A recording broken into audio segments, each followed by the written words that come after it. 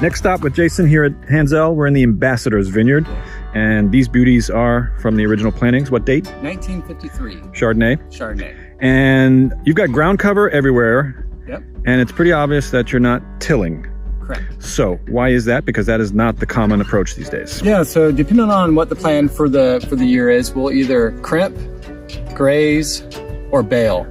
And so depending on what section is slated for one of those activities, the cover crop can change. In this area in Ambassadors, this is going to be just crimp this year, so we added extra legumes. Where we're grazing with the animals, we keep the legume percentage down below 55% in the cover crop.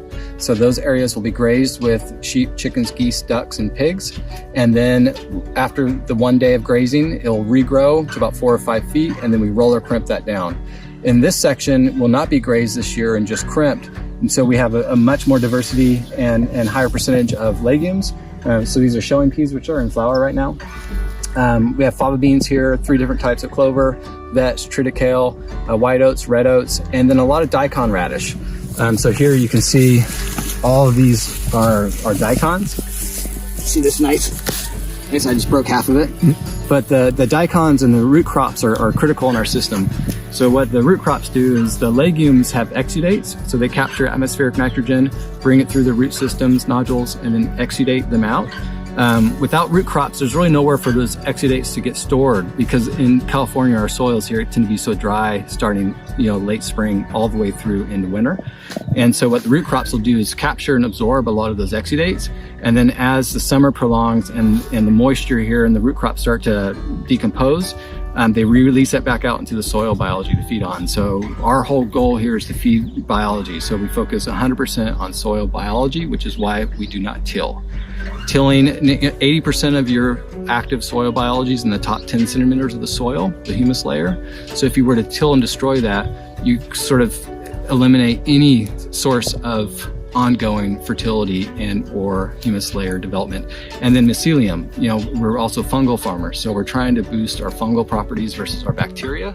So the more fungal we have, the more mycelium we have, the more connection we have between the soil and the vines. And then another aspect of the no-till is, for instance, just this past December, you said you got 14 inches of rain in 1 day. 1 day, yeah. And normally that would be a recipe for runoff. Right. But yeah, so what's great about a no-till system, and more importantly, so if you were to have a no-till system where you're just mowing, mowing will just pulverize the cover, and then it gets blown away by the wind, and you end up with just a really thin layer of protection. More importantly, crimping. So no-till plus crimping will add about 8 inches of protection across the top of the soil throughout the entire growing season. One, that conserves a massive amount of water, so we've cut our irrigation by over 80%, and that's what's promoting that diversity of biology and that fungal properties in that humus layer right below that crimped, as well as you're creating manure sandwiches. So when the animals graze and drop manure and their urine, it regrows, you crimp over it, you capture a sandwich of that manure and urine, which allows that to decompose and stay moist throughout the growing season and break down into the soil biology. But with the soil having that nice layer of mulch from the prior year, when you get like 14 inches as your first rain in October, you have all that spongy material that's been decomposing over the course of the year to absorb that water, and then the soil remains nice and soft and just kind of totally sucks it in. We had no runoff in any of the vineyards with 14 inches in 1 year or in 1 day.